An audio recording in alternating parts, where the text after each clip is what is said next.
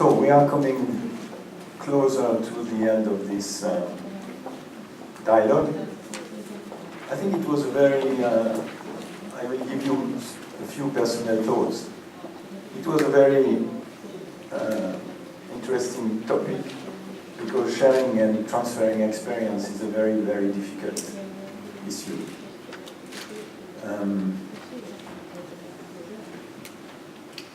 Not alone, but with my colleagues, and particularly Thierry Schneider, we have been working 20 years in Chernobyl. We have been tens and tens and tens of times visiting and working with the people in the contaminated areas around Chernobyl. And of course, we wanted to share this experience with our colleagues in France and also abroad, because we are professionals and we wanted to share that with within our community of professionals. And it has always been extremely difficult. We have done presentations in conferences, we have done lectures in universities, we have written articles, we have done many things. I've tried to make an exhibition about photos from Chernobyl. People were always listening politely, I would say. They were listening politely to us, but at the end, they were very skeptical. I will never forget, for years, I tried to explain Jean-François Lecomte the situation in Chernobyl. And one day he said to me frankly, Jacques, I trust you. We are working, we know each other for a long, long time. But frankly speaking, I can't grasp what's the situation. Could you organize a mission next summer? So when next time you go in Belarus, may I join you? And I organized a special mission when, of course, we visited many people that I know, and to show it. And for Jean-François, it was like a revelation. From that time, he was fully convinced and he was fully committed to the problem. I remember also Niwa Sensei. Just after the Fukushima accident, there was a lot of exchanges by email between the Icrp members, and especially with our Japanese colleagues, because we wanted to have information, and our Japanese colleagues, they wanted to have some information from those who have a little bit of experience with Chernobyl. And we met a few weeks after the accident. Chris was there. We met in Seoul for a meeting of the main commission, and Niwa Sensei was asking me a lot of questions. Jacques, you have been there, so could you explain, what about this, what about that? And I was trying to pass my experience.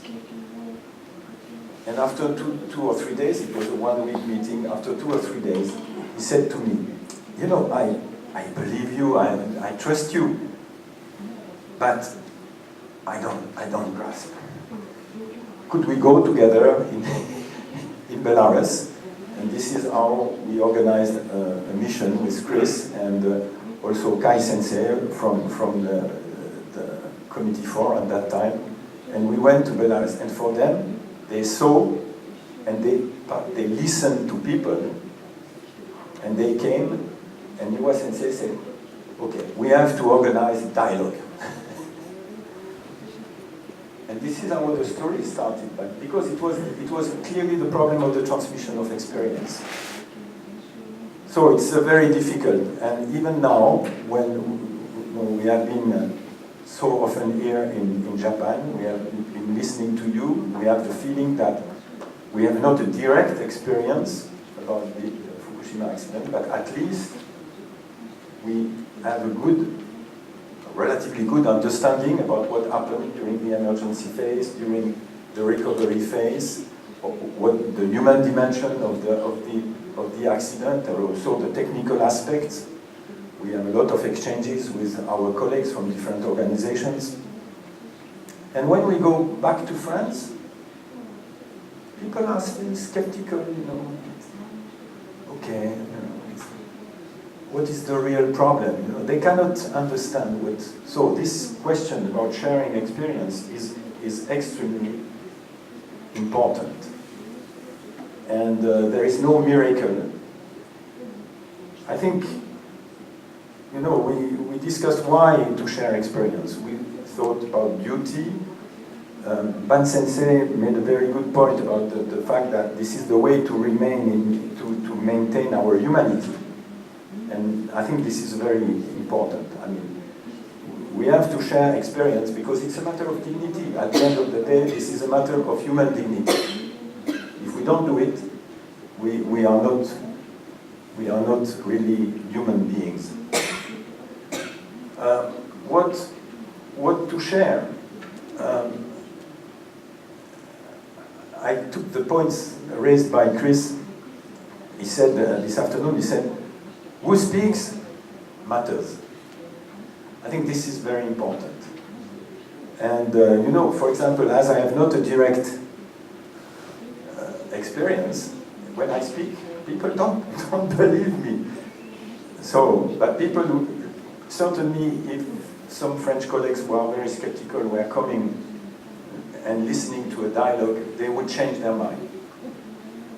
I will never forget our colleague from IOSN, Jean-Christophe Gariel, coming a little bit skeptical to the dialogue. We wanted to see what this type of things are. And after 2 days, as we were at the end of the meeting and we were going around the table, I invite the French colleagues to say, what do you think about this dialogue? And Jean-Christophe said, I changed my glasses. I don't see the situation anymore like before. I've changed my glasses. We are keeping this expression now because we say, oh, this guy has not yet changed his glasses. And so this is very important, who speaks.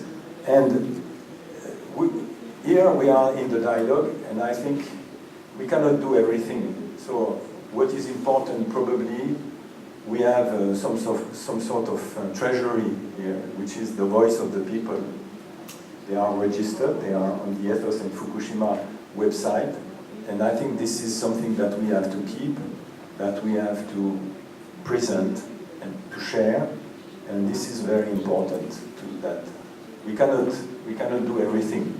And as someone said very nicely, it was the young student, he said, facts, this can be said, this can be shared by the scientific organizations, by the technical organizations. They know how to do it very well, and we can rely on them, the government, the organizations.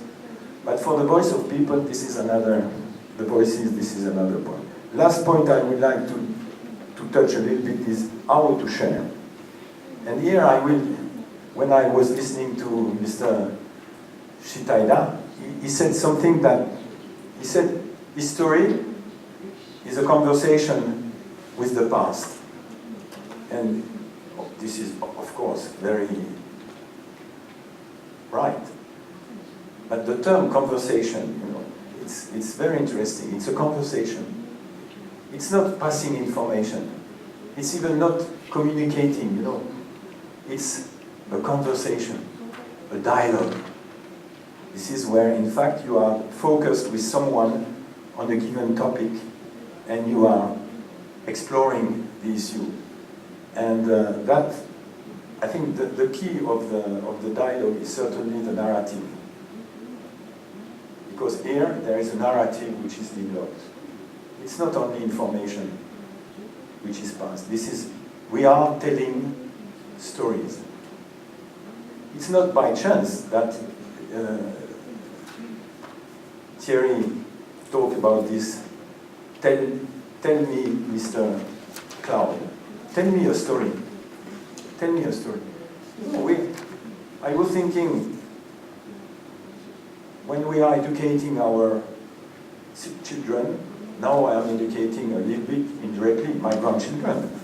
But what I'm doing with them? I am telling them stories, fairy tales. And it's something which is shared all over the world. With the very young children, we tell stories to them. It's not a matter of informing them about the world or to communicate with them, because anyway, they are not in a position to communicate and give their views and so on.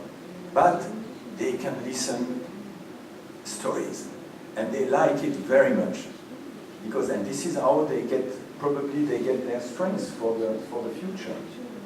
And sometimes these stories are very difficult stories, very dark stories. I don't know how the stories in Japan are. I have no background on that, but I can tell you that in Europe, the classical stories that we all tell to the small children are sometimes very, very dark stories, very difficult, with bad people and trying to kill children and things. But as it is said in the narrative, as it is written by very good authors, it's a way for children to get the feeling, to get the values, to get what is at the end the importance. And I think this is the tremendous value of the dialogue meetings, that they are the people, the voices of Fukushima telling amazing stories. And I think this is very important. And I hope that the dialogue, in one way or another, will continue to keep this flame living. There is something which has been which started in 2011, in December 2011, and this is living. And I think I hope that the people from Fukushima will continue for a long time to have dialogues, because this is a way to explore what you have been living together, and this is probably the best way to transfer your experience. Well, with that, I will give the floor now